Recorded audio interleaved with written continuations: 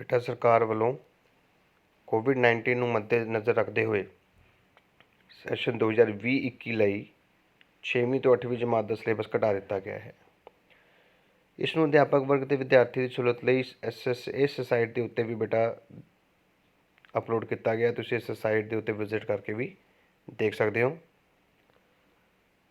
ਹੁਣ ਦੇਖੋ ਬੇਟਾ 6ਵੀਂ ਕਲਾਸ ਦਾ ਮੈਥ ਵਿਸ਼ੇ ਦਾ ਜਿਹੜਾ ਸਿਲੇਬਸ ਹੈ ਉਹਦੇ ਵਿੱਚ ਤੁਸੀਂ ਦੇਖ ਸਕਦੇ ਹੋ ਕਿ ਤੁਹਾਡਾ ਜਿਹੜਾ ਚੈਪਟਰ 1 ਹੈ ਉਹਦੇ ਵਿੱਚੋਂ 1.3 ਐਕਸਰਸਾਈਜ਼ ਡਿਲੀਟ ਹੋ ਚੁੱਕੀ ਹੈ। ਚੈਪਟਰ ਦੂਜੇ ਵਿੱਚੋਂ 2.3 ਅਭਿਆਸ ਡਿਲੀਟ ਕਰਤੀ ਹੈ, ਸਿਰਫ 2.1 ਤੇ 2.2 ਕਰਨੀ ਹੈ ਤੁਸੀਂ। ਤੀਜੇ ਚੈਪਟਰ ਦੇ ਵਿੱਚੋਂ 3.5 ਐਕਸਰਸਾਈਜ਼ ਡਿਲੀਟ ਹੋ ਗਈ ਹੈ, ਬਾਕੀ ਸਾਰੀਆਂ ਤੁਸੀਂ ਕਰਨੀਆਂ ਨੇ। ਇਸੇ ਤਰ੍ਹਾਂ ਬਾਕੀ ਸਾਰੇ ਚੈਪਟਰਸ ਕੰਪਲੀਟ ਹੋ ਗਏ ਨੇ। 7ਵੇਂ ਚੈਪਟਰ ਦੇ ਵਿੱਚੋਂ ਡਿਲੀਟ ਹੋਇਆ 7.2 7.3 ਪੂਰੀ ਡਿਲੀਟ ਹੋ ਗਈ ਹੈ। 8ਵੇਂ ਚੈਪਟਰ 'ਚੋਂ 8.1 ਡਿਲੀਟ ਕਰ ਦਿੱਤੀ ਗਈ ਹੈ। 5ਵੇਂ ਚੈਪਟਰ ਦੇ ਵਿੱਚੋਂ ਦੇਖੋ 5.1 5.4 5.5 5.7 ਤੇ 5.8 ਡਿਲੀਟ ਕਰ ਦਿੱਤੀ ਗਈ ਹੈ। ਉਸ ਤੋਂ ਬਾਅਦ 11ਵੇਂ ਚੈਪਟਰ ਦੇ ਵਿੱਚੋਂ ਦੇਖੋ ਸਾਰੀਆਂ ਅਭਿਆਸਾਂ ਡਿਲੀਟ ਕਰਤੀਆਂ। 11.1 11.2 11.4 11.5 ਸਿਰਫ 11.3 ਕਰਨੀ ਹੈ ਤੁਸੀਂ ਹੁਣ। 14ਵੇਂ ਚੈਪਟਰ ਦੇ ਵਿੱਚੋਂ 14.1 ਤੇ 14.3 ਤੇ 14.4 ਡਿਲੀਟ ਕੀਤੀ ਗਈ। ਬਾਕੀ ਸਾਰਾ ਚੈਪਟਰ ਤੁਸੀਂ ਕੰਪਲੀਟਲੀ ਕਰਨੇ ਨੇ। ਇਸੇ ਤਰ੍ਹਾਂ 7ਵੀਂ ਕਲਾਸ ਦਾ ਦੇਖੋ ਬੇਟਾ 7ਵੀਂ ਕਲਾਸ ਦੇ ਵਿੱਚ ਸਿੱਧੇ ਚੌਥੇ ਚੈਪਟਰ ਦੇ ਵਿੱਚੋਂ 4.1 ਤੇ 4.4 ਨੂੰ ਡਿਲੀਟ ਕੀਤਾ ਗਿਆ ਹੈ। 6ਵੇਂ ਚੈਪਟਰ ਦੇ ਵਿੱਚੋਂ 6.5 ਨੂੰ ਤੇ 12ਵੇਂ ਦੇ ਵਿੱਚੋਂ 12.4 ਡਿਲੀਟ ਹੋ ਗਈ ਹੈ। ਬੇਟਾ ਜਿਹੜੇ ਸੱਜੇ ਹੱਥ ਸਭ ਤੋਂ ਲਾਸਟ ਵਿੱਚ ਦੇਖੋ ਉੱਪਰ ਲਿਖਿਆ ਨਾ ਡਿਲੀਟਿਡ, ਇਸ ਡਿਲੀਟਿਡ ਦੇ ਥੱਲੇ ਜੋ ਕੁਝ ਵੀ ਲਿਖਿਆ ਹੈ ਉਹ ਸਾਰੀ ਐਕਸਰਸਾਈਜ਼ਾਂ ਤੁਹਾਡੀ ਡਿਲੀਟ ਹੋ ਚੁੱਕੀਆਂ ਨੇ। ਇਸ ਗੱਲ ਦਾ ਧਿਆਨ ਰੱਖਣਾ ਹੈ।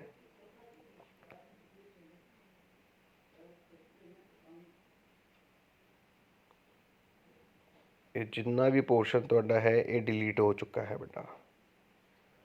ਇਹ ਪੋਰਸ਼ਨ ਤੁਸੀਂ ਹੁਣ ਆਪਣੇ ਇਸ ਚੈਪਟਰ ਦੇ ਵਿੱਚੋਂ ਇਸ 2020-21 ਦੇ ਵਿੱਚੋਂ ਨਹੀਂ ਕਰਨੇ ਨੇ ਬੇਟਾ। ਚੌਥੇ ਚੈਪਟਰ ਦੇ ਵਿੱਚੋਂ 4.1 4.4, 6ਵੇਂ ਚੈਪਟਰ ਦੇ ਵਿੱਚੋਂ 6.5, 12ਵੇਂ ਚੈਪਟਰ ਵਿੱਚੋਂ 12.4, 10ਵੇਂ ਚੈਪਟਰ 'ਚੋਂ 10.1, 7ਵੇਂ ਚੈਪਟਰ 'ਚੋਂ 7.2 ਤੇ 11ਵੇਂ ਚੈਪਟਰ ਦੇ ਵਿੱਚੋਂ 11.2 ਹੁਣ ਆਪਾਂ ਨਹੀਂ ਕਰਨੀਆਂ ਨੇ। ਬਾਕੀ ਸਾਰੀ ਬੁੱਕ ਆਪਾਂ ਕੰਪਲੀਟਲੀ ਕਰਨੀ ਹੈ, ਠੀਕ ਹੈ ਨਾ ਬੇਟਾ।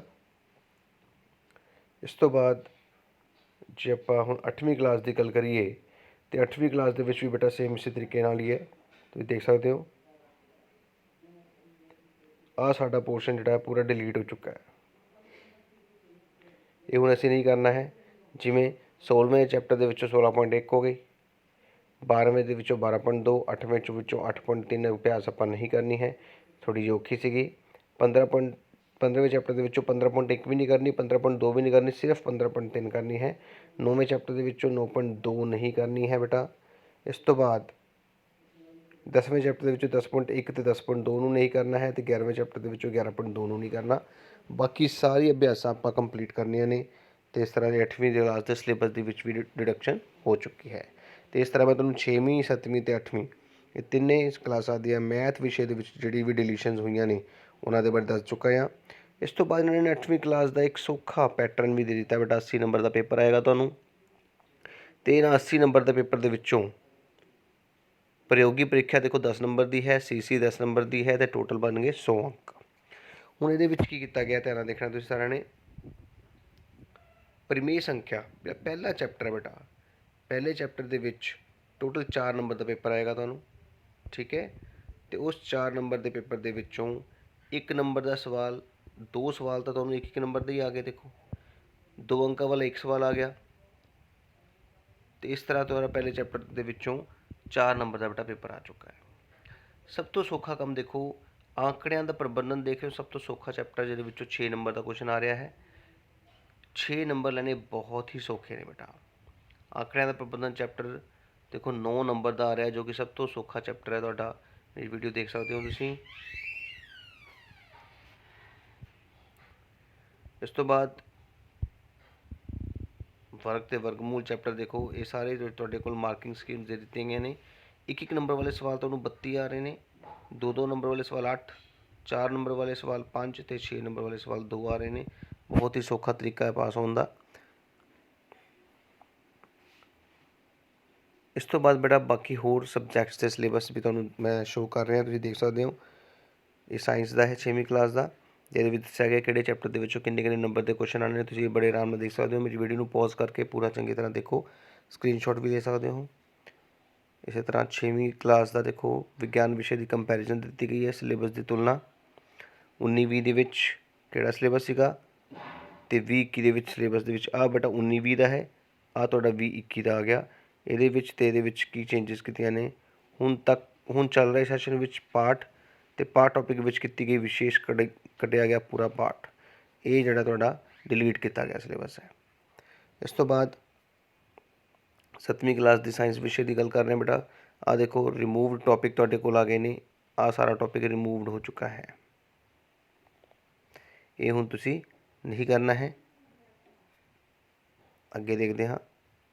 ਇਸੇ ਤਰ੍ਹਾਂ ਬੇਟਾ ਇਹ ਟੋਪਿਕ ਹੁਣ ਰਿਮੂਵ ਹੋ ਚੁੱਕਾ ਹੈ, ਇਹ ਟੋਪਿਕ ਤੁਸੀਂ ਹੁਣ ਨਹੀਂ ਕਰਨੇ ਨੇ, ਬਾਕੀ ਸਾਰੇ ਟੋਪਿਕ ਤੁਸੀਂ ਕਰਨੇ ਹੈ।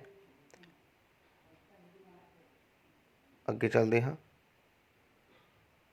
ਇਸੇ ਤਰ੍ਹਾਂ ਹੀ ਬੇਟਾ ਤੁਸੀਂ ਦੇਖ ਸਕਦੇ ਹੋ 8ਵੇਂ 9ਵੇਂ 10ਵੇਂ 11ਵੇਂ ਅਤੇ 12ਵੇਂ ਚੈਪਟਰ ਦੇ ਵਿੱਚੋਂ ਵੀ ਆਹ ਪੋਰਸ਼ਨ ਜਿਹੜਾ ਹੈ ਡਿਲੀਟ ਹੋ ਚੁੱਕਾ ਹੈ, ਇਹ ਪੋਰਸ਼ਨ ਹੁਣ ਤੁਸੀਂ ਨਹੀਂ ਕਰਨਾ ਹੈ, ਬਾਕੀ ਜਿਹੜਾ ਕੰਪਲੀਟ ਕਰਨਾ ਹੈ। ਇਸੇ ਤਰ੍ਹਾਂ 13ਵੇਂ 14ਵੇਂ 15ਵੇਂ 16ਵੇਂ 17ਵੇਂ ਅਤੇ 18ਵੇਂ ਚੈਪਟਰ ਦੇ ਵਿੱਚੋਂ ਵੀ ਦੇਖੋ ਕੁਛ ਨਾ ਕੁਛ ਸਿਲੇਬਸ ਡਿਲੀਟ ਕਰ ਦਿੱਤਾ ਗਿਆ ਹੈ। ਉਹ ਡਿਲੀਟ ਸਿਲੇਬਸ ਤੁਹਾਡੇ ਸਾਹਮਣੇ ਹੈ, ਮੈਂ ਹਾਈਲਾਈਟ ਕਰਕੇ ਤੁਹਾਨੂੰ ਦਿਖਾ ਰਿਹਾ। ਇਹ ਸਿਲੇਬਸ ਤੁਹਾਡਾ ਡਿਲੀਟ ਹੋ ਚੁੱਕਾ ਹੈ, ਜੋ ਕਿ ਤੁਸੀਂ ਨਹੀਂ ਕਰਨਾ ਹੈ। ਇਸੇ ਤਰ੍ਹਾਂ ਬੇਟਾ 8ਵੀਂ ਕਲਾਸ ਵਾਲੇ ਦੇਖੋ, 8ਵੀਂ ਕਲਾਸ ਵਾਲੇ ਬੱਚਿਆਂ ਲਈ ਵੀ ਅਪ੍ਰੈਲ ਮਈ ਦੇ ਵਿੱਚ ਦੇਖੋ ਸਾਇੰਸ ਵਿਸ਼ੇ ਦਾ ਜਿਹੜਾ ਸਿਲੇਬਸ ਹੈ ਉਹਦੇ ਵਿੱਚ ਕੀ ਤਬਦੀਲੀ ਕੀਤੀ ਗਈ ਹੈ। ਘਟਿਆ ਸਿਲੇਬਸ 2020-21 ਦੇ ਸਾਲ,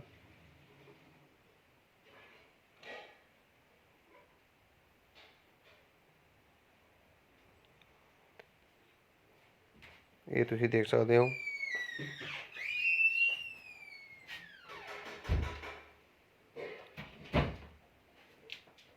ਇਸੇ ਤਰ੍ਹਾਂ 8ਵੀਂ ਦਾ ਦੇਖੋ ਇਹ ਸਿਲੇਬਸ ਚੈਪਟਰ ਵਾਈਜ਼ ਕਿੰਨੇ ਅੰਕ ਦੇ ਨੰਬਰ ਆਉਣੇ ਨੇ। ਵਿਗਿਆਨ ਵਿਸ਼ੇ ਦਾ 1 ਨੰਬਰ ਵਾਲੇ ਸਵਾਲਾਂ ਦੇ ਬਾਰੇ ਜਾਣਕਾਰੀ, 2 ਅੰਕ ਵਾਲੇ ਸਵਾਲ, 3 ਅੰਕ ਵਾਲੇ ਸਵਾਲ। 8ਵੀਂ ਕਲਾਸ ਦਾ ਵਿਗਿਆਨ ਵਿਸ਼ੇ ਦੇ ਬਾਰੇ। ਇਸ ਤਰ੍ਹਾਂ ਛਠੀ ਕਲਾਸ ਪ੍ਰਥਮ ਹਿੰਦੀ ਤੁਸੀਂ ਦੇਖ ਸਕਦੇ ਹੋ। व्याकरण,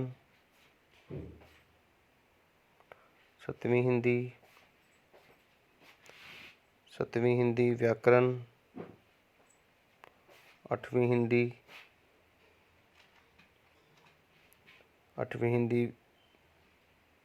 व्याकरण, ये हिंदी का प्रश्न पत्र तुम देख सकते हो, स्क्रीनशॉट लै सकते हो। देखो मुहावरे इस तरह ही SST का बेटा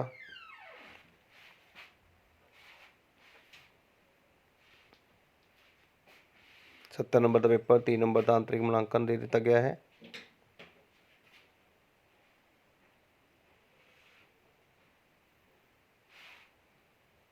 इसी तरह बेटा फिर इंग्लिश 6वीं क्लास,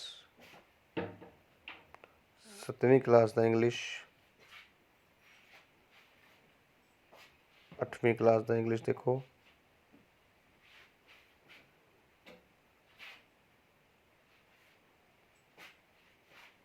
अठवीं क्लास का पैटर्न 80 नंबर के पेपर के विचों 10 नंबर की प्रैक्टिकल तो 10 नंबर की शीशी दी गई है। तो कितने 15 नंबर के क्वेश्चन विचों 5-5 मार्क्स के सारी डिस्ट्रीब्यूशन दे दी गई है।